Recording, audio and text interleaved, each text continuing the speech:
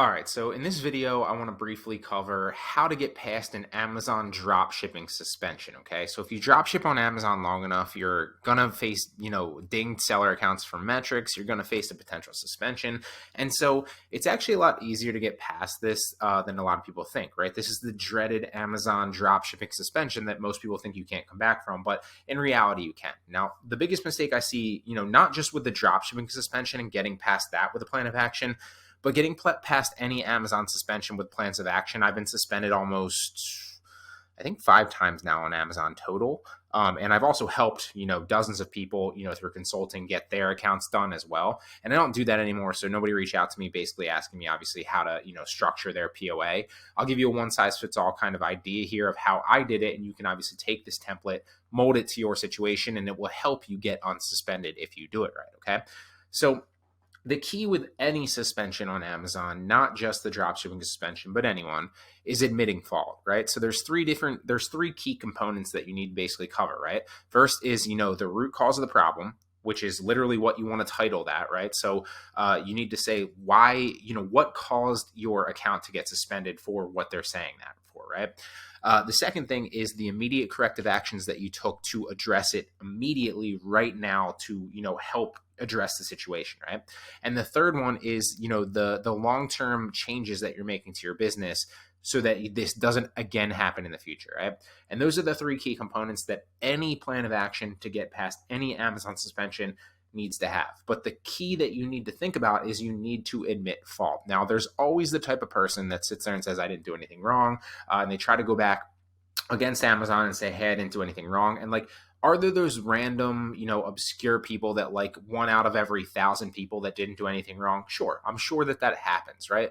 But the reality is the far majority, if not the, 99.9% of people that get suspended from on Amazon did something wrong and they know it and they're just not willing to admit it, right? And the only reason Amazon suspends you is if they're positive that you've done something wrong and you violated the terms of service. If they're positive that you're guilty of this, and then they suspend you, right? So it always starts with admitting fault. A lot of people, especially with the dropshipping suspension, go out and they think okay, I'm going to try to prove to Amazon why I'm not dropshipping, right? But that's never going to work, and it's only going to end up in the long-term ban of your account because you're not admitting the problem that Amazon has identified, right? They're not condemning you and basically saying, we're throwing you into the fire. You're never allowed to sell on Amazon again because of your drop shipping. But what they want is they want you to understand how to drop ship effectively if you are doing it, okay? And that means using potentially wholesale suppliers or obscure retail suppliers, anybody that's basically not going to put their invoice in it, not going to identify their company on the packaging. We've covered this a number of different times, the specifics of how you're able to drop ship on Amazon. There are specifics to it. You are able to drop ship, but you have to do it the correct way, right? And so if you are doing drop shipping from retail suppliers, this is really going to help you out. I got dinged recently on one of my retail suppliers. And it was, it was a company that I knew I shouldn't have been using, but I actually ran out of that actual product on my original supplier. So I knew that one of the other companies was using that. This was Barnes & Noble, for example, was using or was selling that product. And so I ended up ordering it during the holidays because I was, just running around with like a chicken with my head cut off trying to process, hundreds, if not thousands of orders during Christmas. And so one of them obviously ended up being from a retail supplier because I was trying to fulfill that order and I ended up getting caught with it. Okay. So we're not here to cover any of those specifics in this situation. But what I do want to cover in this video is how to get past a dropshipping suspension. And it's super easy. Okay. So again, the keys here: admit fault, and then go through the plan of action just like you would any other one, right? Now I'm going to give you the plan of action that allowed me to get unsuspended literally in I don't even know, 3 hours maybe, but this is the original email. So if you get any email like this, basically they know that you're dropshipping, you want to admit it, and you want to address it with a plan of action, okay? So this is the original email I got. Some of your recent orders have violated Amazon's dropshipping policy. Your seller fulfilled orders, blah, blah, blah. Why is this happening? Repeated actions. And then what's next? What do you need to do? Well, you need to submit a plan of action. They're literally telling you what you need to do here because they're trying to help you get your account back, okay? This is from somebody that's literally telling you, we caught you drop shipping. This is how you can appeal it and tell us that you're going to address these things going forward, right? Now, the key here that I want to touch on, right, is whether you're going to continue the drop shipping on Amazon the way that you got caught, or whether you're going to continue retail drop shipping on Amazon, or whether you're going to continue wholesale drop shipping none of that matters, right? What matters now, since that they've suspended you, or they're telling you that your account is under review, what matters most now is that you admit fault and you get your account back, right? You need to say whatever it takes to get your account back, right? That doesn't mean that you can't do this again in the future, but obviously you want to address those things now and tell them what they want to hear, okay? So you're literally going to repeat all these things back to them. This is the plan of action that got me unsuspended, and this has worked like a charm, not just for me, but for several other people, okay? So the root cause of why the dropshipping policy happened, right? Our seller account violated Amazon's dropshipping policy because we placed orders from retail stores and had those products shipped directly to Amazon customers using their boxes, invoices, etc. We made this mistake because we were out of inventory of certain products and we were unable to fulfill our orders at the time. Therefore, we made the mistake of sending customers products that we didn't have from other stores. We understand this is a violation of Amazon's dropshipping policies, and we will not make this mistake again. So there's the first part of it that they're asking, right? The root cause of the problem. Why did you get caught doing it? Why are you suspended? What happened? What caused that, right? And literally title it the root cause of why the dropshipping policy violation happened, right? The next thing you want to title is the actions that you've taken to resolve the dropshipping violations, like immediately, right? The immediate corrective actions. So we've gone through and double checked all of our inventory levels and all of our stock to make sure that what we have listed on Amazon, we currently have and we're able to fulfill from our warehouse only.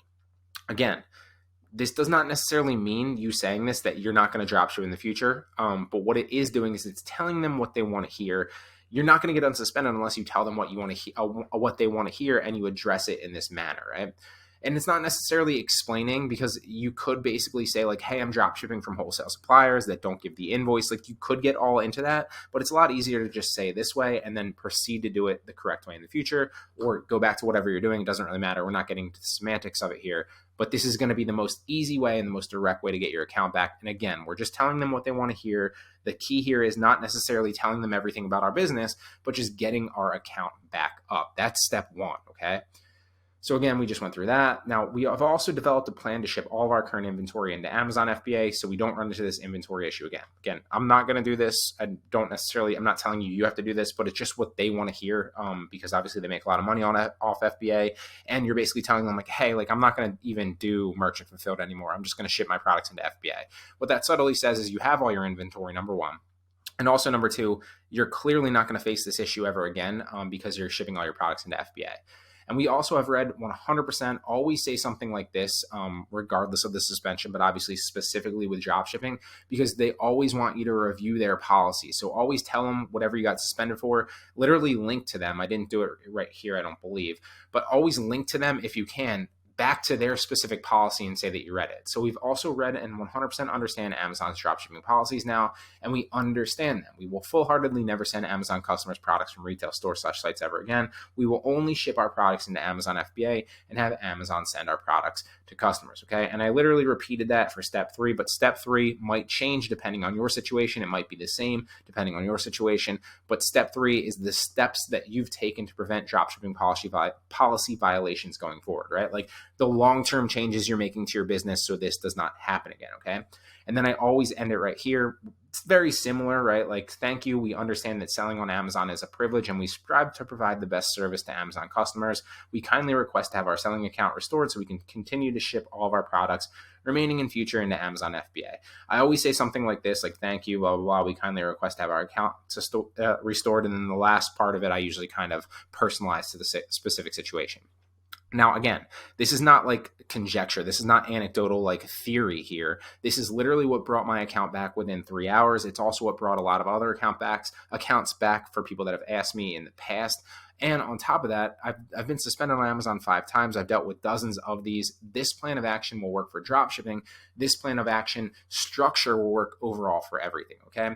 So keys here is you don't want to get a lot of these, right? Like, if you keep getting dinged for Amazon suspensions, or they keep flagging you for, not Amazon suspensions, sorry, for dropshipping suspensions, and they keep flagging you, eventually they're going to shut your account down, right?